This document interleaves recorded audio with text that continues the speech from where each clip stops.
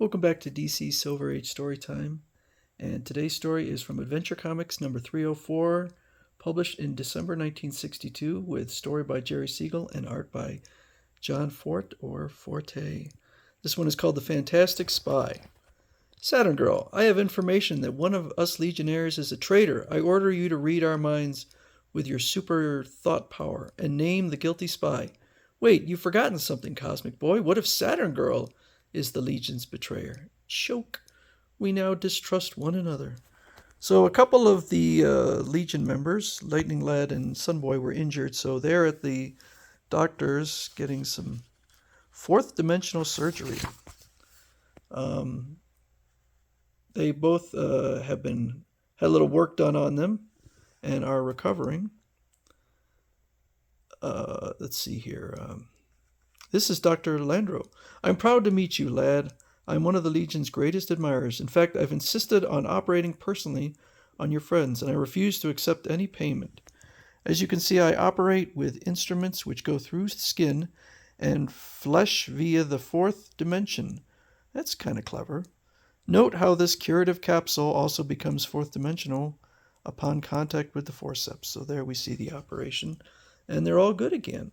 And they're introduced to the newest member with a extremely incredible and freaky power, and that's Matter Eater Lad. And he says, "Yum yum, this old ray gun sure tastes good, yes sirree." So he explains, you see, I come from the planet Bismoli. Gradually, over a period of aeons, microbes made all food there poisonous, just as gradually evolution transformed my race so we could eat anything without being harmed. So I have so many questions, like, he eats way more than you would think possible given his size. So I don't know what his body is doing to the stuff he's consuming. You could see he's just eating all these bars. And is he getting energy from it? Is he some kind of like nuclear reactor in his stomach? But that's Matter Eater Lad. So they have a mission they need to engage in, which is to guard a shipment of Energite. And so they get some volunteers to go out. But there is a colossal space creature there.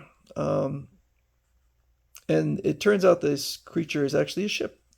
And so, according to our astro calculator, the space pirates are heading out of our galaxy towards Bismol, the planet that Matter Eater Lad came from. Do you think? So, our secret plan was revealed only to you Legionnaires, which means there's a traitor among you. You must discover his identity and have him arrested. Do this without delay. So they're trying to figure out who is the traitor. And what they do is they have another mission, but this time, in case there is a camera, they do it in the dark so nobody can read lips. They have to guard a Doomsday device as it goes through the center of the Earth, and it is going to be Cosmic Boy and, oh shoot, what's his name? Chameleon Boy. I knew it was Chameleon Boy. And Chameleon Boy becomes a woman. We're going to have to put on a lovey-dovey act to fool everyone, but don't overdo it, Buster, or pow. So, very progressive for a comic from 1962. So they go through the Earth's core and take some freeze pills, which freezes them. But when they arrive, the Doomsday bomb is gone. So again, they believe that there is a traitor. Perhaps our thoughts are being read by some criminal with powers of telepathy. Ooh, who has those? So they put on mind helmets, and Saturn Girl says, yeah, I can no longer read your mind. So they have another mission. It is to transport this being Melgaro, an evil alien. And he is indestructible. So they're going to transport him in the time machine to the year 100 million, when the sun will be dying. So he looks like a chill dude. But a ship arrives and attacks. Yay, our helmets are dissolving. That ship's firing an illegal Z-ray at us. The only weapon which has the power to melt our Lorium helmets. Meglaro is escaping. So again, somebody seems like there is a traitor. I'm sure a guilt detector will tell us who the double-crossing Legionnaire is just as soon as I figure... Oh, by the way, just one more thing, because it is a plot point. When they're carrying Megalar, or whatever his name is, Sunboy says, "Ow, my ankle." So, Brainiac 5, the machine determines that the traitor is Matter Eater Lad, and he makes his escape chomping through these bars. He must eat fast, because he apparently eats through those bars as fast as he can move, because they don't catch him. Now we've proof. He's guilty. If Matter Eater Lad wasn't the spy, he'd have stayed and proven his innocence. Choke, we're washed up with the Science Police Commission, but good. So they're going to go out after Matter Eater Lad. And when he comes back with Matter Eater Lad. "So, you were caught, you rotten spy. Wait till I get my hands on you. Whoa there, don't harm Matter Eater Lad. He wasn't a traitor. In fact, no Legionnaire was." What? I'll explain. Sunboy, remember exclaiming that your ankle pained you while you were carrying Maglaro to that time globe? That was the clue which started me on the trail of the real culprit. So what did that clue say? Well, you'd never guess.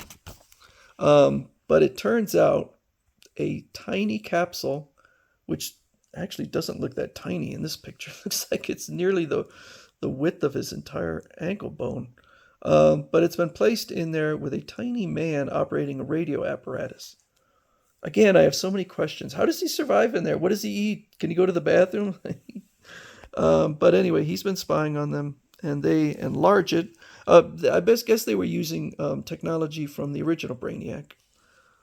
Now I see, hidden inside Sunboy's ankle, the tiny spy monitored everything we said at our club meeting and radioed the information to his gang. Exactly.